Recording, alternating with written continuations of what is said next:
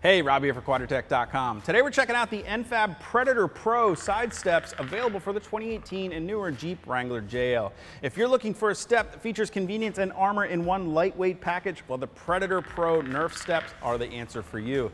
These feature a 100% aluminum construction that's been fully welded and features two large drop-down steps that are going to make it easy for not only you but your passengers as well to get in and out of your Wrangler, whether you are still stock height or lifted.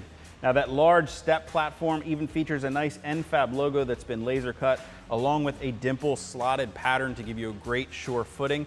And they come in a great lightly textured black powder coat that's going to look great on any color Wrangler. Now they do run the entire length of your rocker from the front fender to the rear, and they bolt in all the factory side step locations, which means you're not going to be doing any drilling or modification to your Wrangler to get these installed. They simply bolt down along the pinch weld with a few more bolts underneath the bottom side of the body. And they do come with all the hardware required to get them bolted to your Jeep. And N-FAB makes these right here in the USA.